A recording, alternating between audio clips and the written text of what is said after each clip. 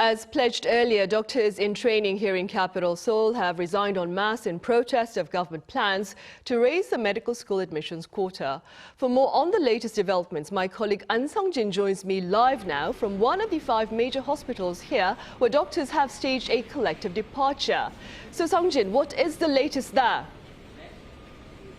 Good afternoon, Sunny. I'm standing in front of Severance Hospital in Sinchon, Seoul, where trainee doctors stage a walkout starting from 6 a.m. this morning. Now, this hospital is one of South Korea's so-called Big 5 hospitals, where more than 20% of the total number of trainee doctors work.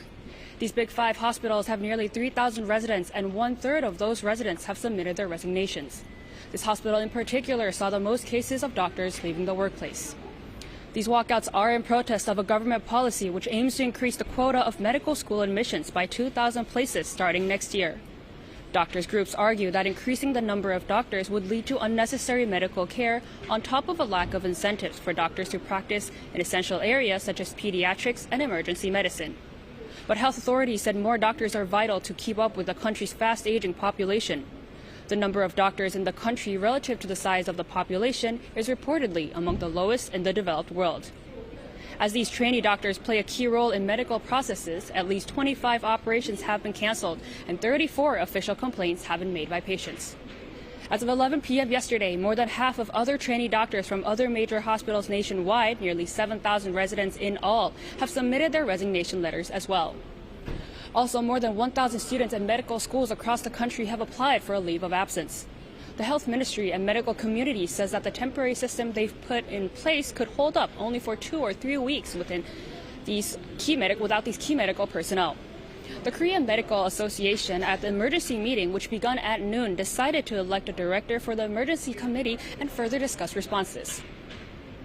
And Sung-jin, how has the government here been responding to the latest collective action by Korea's medical sector? About 400 emergency medical situations nationwide will be monitored 24 hours a day from the National Medical Center. If the gap due to a lack of necessary doctors remains for a longer period, the government also announced that it will allow non-face-to-face treatment. There are 12 military hospitals where emergency rooms are operating. We have also decided to open them to civilians.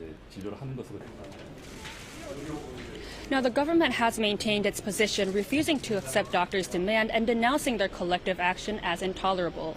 The Yoon administration has sent a prior notice to key figures such as the chairman of the Emergency Response Committee of the Korean Medical Association regarding the suspension of their doctor's license.